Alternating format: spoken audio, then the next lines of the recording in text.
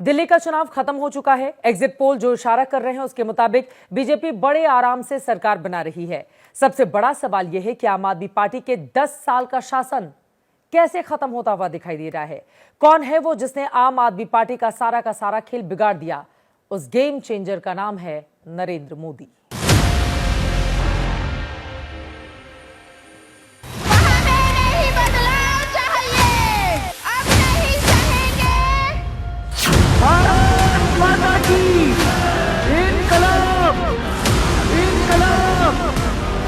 साथियों, आजकल हम देख रहे हैं कैसे दिल्ली में वोटिंग से पहले ही झाड़ू के तिनके बिखर रहे हैं। आम आदमी पार्टी ऐतिहासिक जीत की तरफ बढ़ रही है और भारतीय जनता पार्टी अपने एग्जिस्टेंस के सबसे बुरी हार की तरफ बढ़ रही है। अरे बड़े मियाँ छोटे मियाँ की जोड़ी को निकालोगे क्या?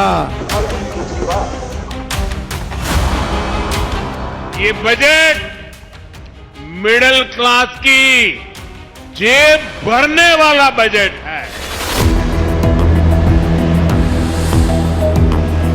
I am now happy to announce that there will be no income tax payable up to income of 12 lakh rupees.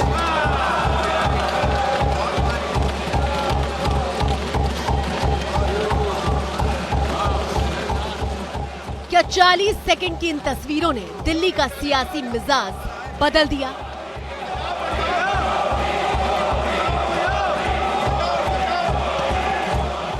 यह आवाज सिर्फ संसद में नहीं बल्कि उसकी परिक्रमा को चीरते हुए पूरे हिंदुस्तान में सुनाई दे रही थी।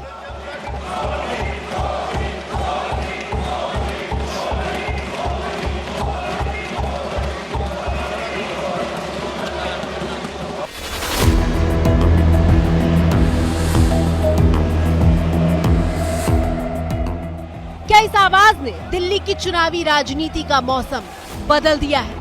प्रधानमंत्री मोदी का गर्व से चमकता ललाट और ललाट की ये चमक बता रही है कि दिल्ली की राजनीति में इसका बड़ा असर होने जा रहा है। दिल्ली की आपदा पार्टी ने यहां के 11 साल बर्बाद कर दिए हैं। मैं गारंटी देता हूं,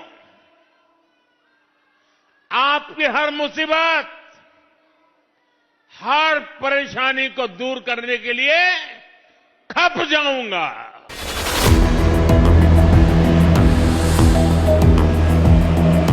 मिडिल क्लास वैसे तो बीजेपी का ही वोटर माना जाता रहा है, लेकिन दिल्ली के विधानसभा चुनावों में मिडिल क्लास बीजेपी से दूर चला जाता है। लेकिन विधानसभा चुनाव से ठीक पहले बजट वाले ब्रह्मास्त्र के जरिए बीजेपी ने दिल्ली के मिडिल क्लास को भी चौंका दिया, अपने पाले में लाने के लिए सबसे बड़ा अस्त्र चल दिया। Happy to announce that there will be no income tax payable up to income of 12 lakh rupees.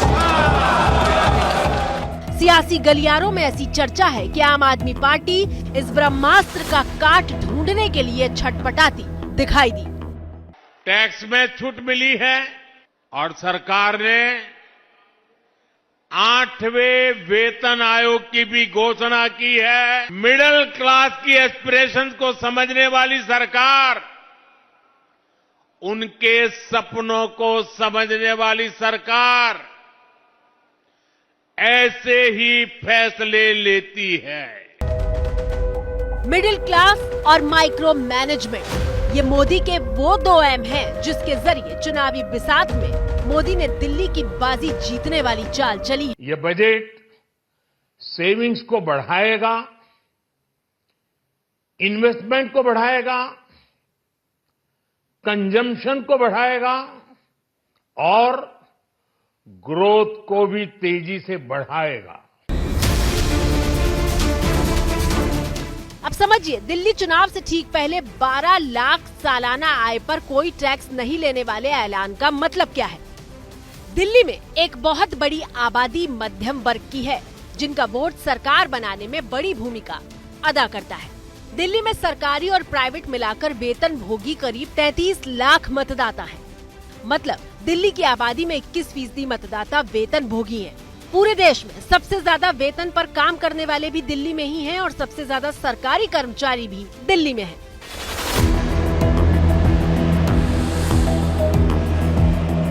नई दिल्ली विधानसभा वो सीट है जहां सरकारी कर्मचारियों की संख्या बहुत ज्यादा है और टैक्स छूट के जरिए मोदी ने हवा का रुख बदलने की कोशिश की है। 8 तारीख को केजरीवाल खुद चुनाव हार रहे हैं। अब बारी बारी से मोदी के माइक्रो मैनेजमेंट को समझिए, जिसकी वजह से बीजेपी दिल्ली के चुनावी अखाड़े में फ्रंट रनर बनने का दावा करने लगी। हमारा जो अनुमान लग रहा है, हम 50 के आसपास सीटें जीतने जा रहे हैं और इससे ज्यादा भी हो जाए तो आश्चर्य नहीं होना चाहिए, क्योंकि 2500 रुपया हर बीपीएल बहनों को दे करके दिल्ली के महिलाओं को सशक्त करेंगे।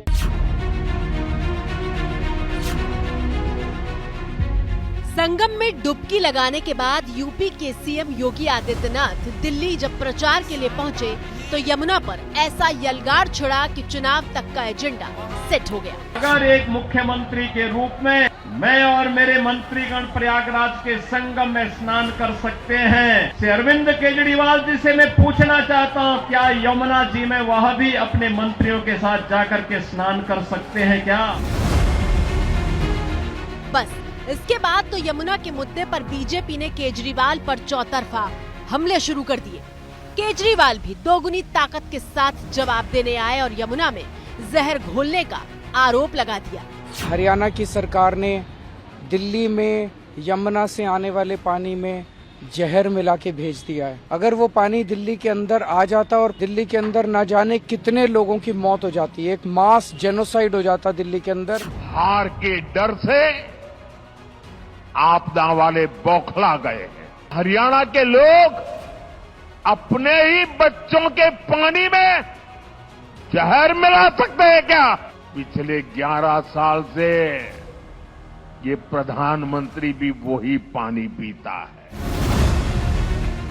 जहर वाली बात अदालत से लेकर चुनाव आयोग तक पहुंच गई, लेकिन केजरीवाल जहर का कोई सबूत पेश नहीं कर पाए। जब कोविड आता है तो आपदा वाले अफवाहें फैलाकर, भय दिखाकर, झूठ बोलकर मेरे पूर्वांचल के भाई बहनों को दिल्ली से निकाल देते हैं। कोविड के नाम पर दिल्ली छोड़ने के लिए मजबूर करते हैं।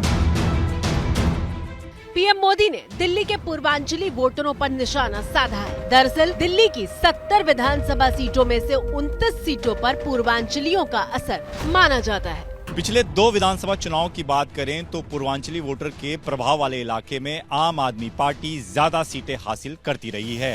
2020 में यहां बीजेपी का वोट प्रतिशत तो जरूर बढ़ा, लेकिन पूर्वांचली वोटर के प्रभाव वाले इलाके में बीजेपी सिर्फ 2 ही सीटें जीत पाई। ये पीएम मोदी के माइक्रो मैनेजमेंट की ही अगली तस्वीर है कि उन्होंने दिल्ली के चुनावी समर को जीतने के लिए सीएम देवेंद्र फडणवीस से लेकर उत्तराखंड के सीएम पुष्कर सिंह धामी तक को मैदान में उतार दिया। पुष्कर सिंह धामी को प्रचार के लिए पहाड़ से आई आबादी वाले इलाके में लगाया गया। तो ये अनिल जी को जो है बिल्कुल ये इन्होंने मुझे माला पहनाई है, आपकी इजाजत हो तो मैं इनको अभी से ये विजय का जो है ये विजय की माला इसी से पहना देता हूँ। पहना दूं? हेमंता बिस्व शर्मा को वहां उतारा गया जहां हिंदुत्व मुद्दा है। हिंदू का ताकत का अभी मालूम पड़ा तुम्हें ना, जब सीए एजिटेशन हुआ था, जो अमानुल्लाह ताहिर को गोद में लेके चला था, तब हिंदू का याद नहीं आए थे। अभी हिंदू का याद आए हैं जब चुनाव आए हैं। चुनाव में टिकट नहीं मिलने और भ्रष्टाचार को वजह बताकर आम आदमी पार्टी के 8 विधायकों ने इस्तीफा दिया था और फिर एक एक करके 8 विधायक अगले ही दिन बीजेपी में शामिल हो गए थे। वोटिंग से सिर्फ 4 दिन पहले आम आदमी पार्टी के 8 विधायकों का बीजेपी में जाना न सिर्फ आपके लिए झटका था, बल्कि ये बीजेपी के लिए एक मनोवैज्ञानिक बढ़त की तरह है।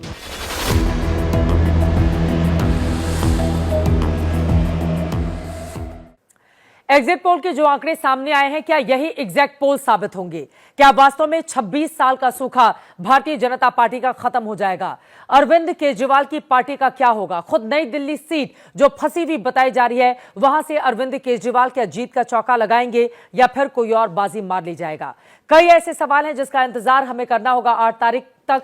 जब नतीजे सामने आएंगे तो यह साफ हो पाएगा कि दिल्ली का दिल इस बार किस पार्टी ने जीता है। हर एक जानकारी, हर एक खबर एबीपी न्यूज आप तक पहुंचाता रहेगा और सबसे तेज नतीजे भी आप देखने जा रहे हैं हमारे साथ 8 तारीख को सुबह से लगातार एबीपी न्यूज पर।